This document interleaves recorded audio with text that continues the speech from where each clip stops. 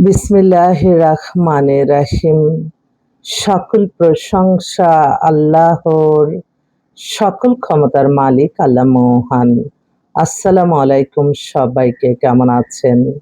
জুম্মা মোবারকবাদ। আজকে হচ্ছে ৮/৫/২০২৬ সাল।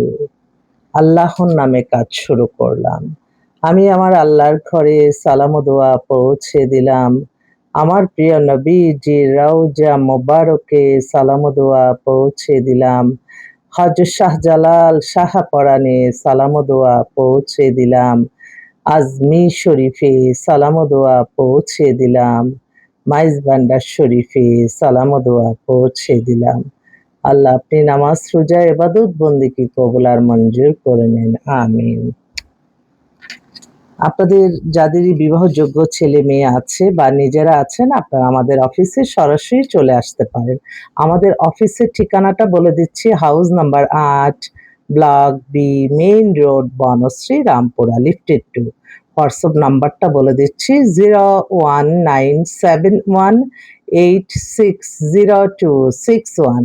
আজকে শুক্রবার, আমাদের অফিস খোলাই আছে, আমাদের কোনো বন্ধ নেই। আপনারা সরাসরি ভিজিট করে আপনাদের দায়িত্বটা আমাদের এখানে দিতে পারেন এবং আমাদের মেম্বার হওয়ার সাথে সাথেই আপনারা আমাদের সেবা পেয়ে যাবেন ১ বছর পর্যন্ত। তারপরেও যদি না হয়, তারপরেও আমরা ট্রাই করি। কারণ এই বিয়ে-শাদীর ব্যাপার আসলে একজনের পছন্দ হলে হয় না। আপনার পছন্দ যেমন, তাদেরও পছন্দ হতে হবে। তারপরেই বিয়েটা হয়। আর সবচেয়ে বড় কথা হচ্ছে, আপনারা সবসময় আল্লাহর উপরে ভরসা রেখে আমাদের কাছে যখন বায়োডাটার ছবি দিয়ে যাবেন, আপনারাও আল্লাহকে ডাকবেন যে, "আল্লাহ, আমাদের একটা ভালো ছেলে মেয়ে মিলিয়ে দাও।" আল্লাহই সকল প্রশংসার মালিক। আল্লাহই পূরণ করবেন ইনশাআল্লাহ। আর অনেকে অতি উৎসাহিত হয়ে আসবেন না, এখানে আসলেই আপনারা বড়লোক মেয়ে পেয়ে যাবেন। এই চিন্তা যাতে না হয়, এটা আমার ভাইদের জন্য। কারণ মেয়েরা গরিব আসতে পারে, গরিবদের আমি ভালো জায়গায় বিয়ে হয়ে যাচ্ছে। আলহামদুলিল্লাহ, এটাও একটা রিজিকের ব্যবস্থা। আল্লাহ কবুল আর মঞ্জুর করে নেক। আমার এক বোন খুব পেরেশানির মধ্যে আছে, তার ফোনটা ধরি। তার মেয়ে, একটু বিজ্ঞাপনটাও দেই। হ্যাঁ, আপা আসসালামু আলাইকুম। আচ্ছা, হ্যাঁ, কি আজকে আসবেন? আচ্ছা, আমি একটু বিজ্ঞাপনে আছি তো, একটু পরে কথা বলি। অনেক পেরেশানির মধ্যে আছে। আল্লাহ আপনি আমার এই বোনটাকে পেরেশানি মুক্ত করে দেন। ওনাদের বসুন্ধরাতে বাসা, দেশে বাড়ি নারায়ণগঞ্জ। মেয়েটা এত ব্রিলিয়ান্ট, মেধাবী এবং সে ব্যাংকে জব করে। তার বয়স ৩০, ৫ ফিট ৪ লম্বা, এতটুকু চুল। ওর ওইখানে ৮ তলা বাড়ি, ফ্ল্যাট আছে, ওয়েল এস্টাবলিশড একটা পরিবার। মেয়েটাও কিন্তু অনেক বড় পদে জব করতেছে ফরেন এক্সচেঞ্জে। বেতনও পায় বলল ১.৫ লাখ টাকার মতো। অথচ বিয়ের ক্ষেত্রে দেখা যায় উনারা যেটা চাচ্ছে সেটা মিলছে না। কিন্তু আমার অনেক সময় মনে হয় যে, আমার এই বোনদেরকে আমি বলি যে, একটা ভালো ছেলে নেন, ঢাকায় বাড়ি না থাকুক, ভালো জায়গায় মাস্টার্স করা, এমবিএ করা, হয়তো ঢাকায় বাড়ি নেই, একটা মোটামুটি একটা চাকরি করে, আপনার মেয়ে তো এত নিজের ফ্ল্যাটও আছে, একটু এরকম একটা ছেলে নেন, ছেলেটার তার ভবিষ্যৎটা হলো, তার একটা ভালো একটা ফ্যামিলি পেলে সে হয়তো আরো উঠে গেল।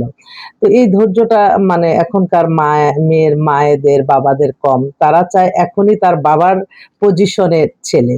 তো সেজন্য বয়সও করে ফেলে। তো আমি সবাইকে, আমার বোনদের একটা অনুরোধ করব, বিশেষ করে আমাদের মেয়েদের যাদের কিনা হয়তো তারা লেখাপড়া মাস্টার্স করছে, পিএইচডি করবে, বিদেশে যাবে, এই চিন্তাভাবনা যাদের আছে, কিন্তু একটা সময় কিন্তু আপনার মেয়েকে বিয়ে দিতেই হবে। এটা হচ্ছে হাদিসে।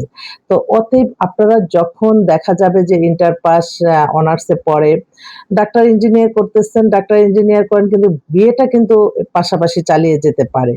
কারণ কি, একটু বয়স হয়ে গেলে মেয়েদের অনেক সমস্যা। এটা মানতে হবে আমাদের। তাই একটু নমনীয় হতে হবে। আমি তো আ আ মানে আমি আমার দেখেন, আমি আজকে একটু আলাপ করি আপনাদের সাথে। আমার বাবা ছিল পুলিশে চাকরি করত, প্লাস উনি অনেক ব্যবসায়ী। মানে তার আমাদের খিলগাঁও বাজারে ৪-৫ টা দোকান ছিল। অনেক কর্মচারী, অনেক কিছু। আমরা ছোটবেলা তো আব্বা অফিস করে এসে আবার ব্যবসা পরিচালনা করত। তো আমার আব্বা সবসময় মানে আমাদেরকে লেখাপড়া করাইছে। কিন্তু এই চিন্তা কখনো করে নাই বিশাল ধনী লোকের সাথে বিয়ে দিবে।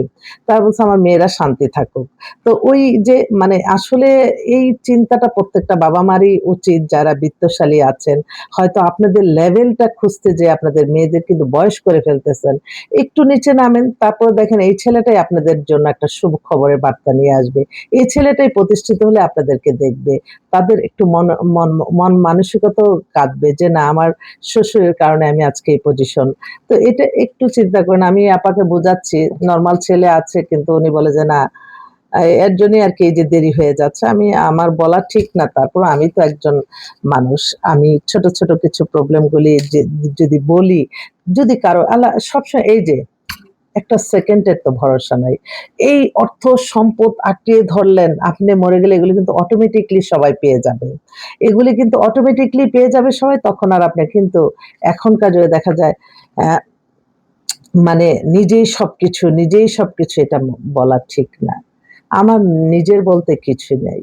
নিজের আছে শুধু আল্লাহর ইবাদত বন্দেগি, নামাজ, রোজা, হজ, যাকাত। অন্য কোনো কিছুই নিজের না। আপনি হয়তো মনে করতেছেন আমি মরে গেলে ওরা কিভাবে দেখবেন অটোমেটিক্যালি যে আমি নাই। একটা সেকেন্ডের পরেও না থাকতে পারি। ঠিকই অটোমেটিক্যালি সংসার তার নিয়ম গতিতেই চলবে। কারোর জন্য কেউ অপেক্ষা করে না। তো যাক আজকে 'প্রথম আলোতে' আমার বিজ্ঞাপন আছে দেখবেন, পাত্রী চাই কলামে। কানাডা সিটিজেন, বুয়েট ইঞ্জিনিয়ার, জন্ম 94, হাইট ৫ ফিট ৭, বাবা-মা দুজনেই সচিব, প্রতিষ্ঠিত, ধানমন্ডিতে বাড়ি-গাড়ির মালিক। পাত্রের জন্য পাত্রী চাচ্ছি জরুরিভাবে, পাত্র ঢাকায় আছেন। এই বিজ্ঞাপনটা দিয়েছি অলরেডি ২-১ জন ফোন করতেছে। আমি আমি আরেকটু বলি আমার ইউটিউব চ্যানেলে যারা আছেন আপনাদেরকে একটা উদ্দেশ্য করে বলছি, আপনারা আমাদের কাছে আসলে এত কৃপণতা দেখান। দেখেন একটা সারা জীবনের জন্য মানুষ নিবেন। সেই মানুষটা নিতে হলে যার মাধ্যমে নিবেন তাকেও তো একটু হ্যাপি রাখতে হয়, তাই না? তারা কেন এই আপনাকে প্রতিদিন দিবে? তাদের যদি স্বার্থ না থাকে, পৃথিবীটাই স্বার্থের। আমার আল্লাহকে না ডাকলে, আমার আল্লাহর আদেশ নিষেধ না চললে কি আল্লাহ আমাদেরকে ভালো রাখবে? ভালো রাখবে না। ঠিক তদ্রূপই প্রত্যেকটাই মানে কোনো না কোনো অর্থনৈতিক সুবিধা সব জায়গায় থাকে। তো আপনারা একটা চাকরির জন্য বলেন যে ৫ লাখ ১০ লাখ টাকা দিব। আর আমাদের একটা বিবাহ আমরা সারা জীবনের জন্য রিজিকের সারা জীবনের জন্য একটা মানুষ দিচ্ছি। সেই মানুষটা নেওয়ার জন্য আপনাদের হাতে ৫-১০ হাজার টাকা ওঠে না। এটাই কষ্ট। তো আছে মানুষের আরেকটা পাত্রী যে এটার জন্য আবার কালকে আমার বিজ্ঞাপন আছে। আমি আজকে বিজ্ঞাপন দিয়ে দিচ্ছি। বিশিষ্ট শিল্পপতির একমাত্র কন্যা ও লেভেল এ-লেভেল করা এমবিএ মাল ও ডিভোর্স সুন্দরী, জন্ম 95, হাইট ৫ ফিট ৪। বনানীতে সেটেল, বনানীতে মানে ডুপ্লেক্স বাড়ি। ওর জন্য ওর নামমাত্র একটা ডিভোর্স আছে। ওদের নামকরা শিল্পপতি, এক নামেই চিনবেন। ওর জন্য একটা ও লেভেল, এ লেভেল করা ব্যবসায়ী বা চাকরিজীবী ভালো একটা ছেলে চাচ্ছে। আরেকটা বোন ফোন করছে। দেখি তার আবার খুবই ভালো মানুষ। তার বোনটা কুমিল্লা থেকে ঢাকায় আসছে। আল্লাহ যাতে তার মনে আশা পূর্ণ করে। ৩০ এর মতো বয়স। আপা আসসালামু আলাইকুম। ওয়ালাইকুম আসসালাম। আপা ওই যে শিল্পপতি কোনো খবর নিছিলেন ওর অ্যা ভাইয়ের জন্য? হ্যাঁ, আজকে কথা বলব। ও কি ঢাকায় আছে আপা? না, না, ও গত পরশুদিন চলে গেছে। ওহো! আচ্ছা ঠিক আছে আমি কথা বলতেছি। আমি একটু ভিডিওতে আছি তো, কথা বলতেছি। আচ্ছা, আচ্ছা। আচ্ছা। আল্লাহ আমার এই বোনটার মনের আশা আল্লাহ আপনি পূরণ করে দেন। তাদের দেশের বাড়ি হচ্ছে কুমিল্লা। বোনটা কুমিল্লা শহরেই থাকে। এবার হজও করে আসছে। ৩০ এর মতো বয়স, ৫ ফিট ৪ লম্বা। এত ভদ্র, মাস্টার্স করা। আ ওরা একটা নরমাল ভালো একটা ছেলে, দুজনে মিলে সুন্দর সংসার করবে। এরকম একটা ছেলে চায়। আর শর্ট ডিভোর্স এ আপত্তি নাই, যদি ভালো ছেলে হয়। একটু দেখবেন আপনারা। তো ওই যে বেশ কিছুই আসছে। আমি আবারও আসবো কারণ আজকে শুক্রবার আমাদের অফিসে কিন্তু ৪টা থেকে ৮টা-৯টা পর্যন্ত অনেক পাত্র আসবে, পাত্রী আসছে। টুকটাক পাত্রদের কথা বলি। একটা পাত্র ও হচ্ছে আ ওর বাবা সচিব, ছেলে হচ্ছে ও লেভেল, এ লেভেল করা বিবি-এমবিএ করা একটা ইয়েতে আছে আরকি একটা এনজিওতে জব করতেছে। ওদের গুলশানে বাসা। ৫ ফিট ১০ লম্বা, মার ছেলে আসতেছে। উনি একটা ভালো মোটামুটি মেয়ে হলেই বিয়ে করাবে তাদের এত রিকোয়ারমেন্ট এ। আরেকটা ছেলে হচ্ছে ও হচ্ছে ইঞ্জিনিয়ার। ও একটা মাল্টিনেশনাল কোম্পানিতে আছে। ওরা ২ ভাই নিজের ফ্ল্যাট, গাড়ি-বাড়ি সবকিছু আছে। ছেলের বয়স ২৫, ৫ ফিট ৭ লম্বা। এই ছেলেটা আসবে। তারপর ও আরেকটা বোন সে হচ্ছে ওই যে আনসার ও বিডিবিতে জব করে। ওর ডিভোর্স হয়ে গেছে। ওর বয়স ৪২ এর মতো। নরমাল পদেই আছে। ও নরমাল ভালো একটা ছেলে চায়। নিজে আবার ও ফ্ল্যাট-ট্যাটও কিনছে। ভালো মোটামুটি ওর জন্য। আরেকটা ছেলে আসছে ডাক্তার, ডিভোর্স। ওর বয়স কত হবে? ৩৫ এর মতো। ওরা খুব ইমার্জেন্সি ভাবেই চাচ্ছে একটা ভালো মেয়ে। আরেকটা ভাই ওনার মেয়ে হচ্ছে অস্ট্রেলিয়ার সিটিজেন, মেয়ে দেশে আসছে জরুরি ভিত্তিতে পাত্র খুঁজতেছে। মেয়ের বয়স মাত্র 24, 5 ফিট 3 লম্বা। ওরা একটা পাত্র খুঁজতেছে। আমি বলছি যে আসেন ইনশাআল্লাহ। এছাড়াও টুকটাক পাত্রী অনেকেই আসতেছে। আপনারা আসলে সরাসরি ভিজিটও করে যেতে পারেন। আমাদের অফিসে দেখে যেতে পারেন। পরিচয় হয়ে যেতে পারি আমরা।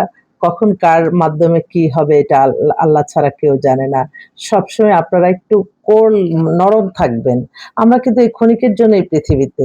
কখন কার উসিলায় কি হবে এটা একমাত্র আল্লাহ মহানই জানে। হয়তো আপনারা খারাপ ব্যবহার আমার সাথে করলেন, আমি পারছি না। এটা তো আল্লাহর কাছে বলতে হবে। আমাদের কাছে আসবেন, আমরা সন্ধানদাতা। কিন্তু বিয়েটা কিন্তু যার সাথে জুড়ি লেখা আছে না যাওয়া পর্যন্ত হবে না। আপনাদের ধৈর্য ধরে আল্লাহকে ডাকতে হবে আর আমরা চেষ্টা করতে হবে। এভাবে কিন্তু একটা সফলতা হয়। আমি তো সবসময় আল্লাহ মহানের কাছে হাজারো লক্ষ কোটি শুকরিয়া আদায় করি যে আল্লাহ মহান মানুষের কল্যাণে কাজ করার তৌফিক দান করেছেন। আমি এটাই আল্লাহর কাছে হাজারো লক্ষ কোটি শুকরিয়া। তবে যে প্রফেশনে থাকবে সততা, মেধা, পরিশ্রম করে এগিয়ে যেতে হবে। মনগুলি সব হয়রানির মধ্যে আছে আল্লাহ। উনার মনে আসলে পেরেশানিটা আল্লাহ দূর করে দেন। হ্যালো আপু। বলেন। খুব আচ্ছা আমি একটু পরে কথা বলতেছি। আল্লাহ হাফেজ। হ্যাঁ?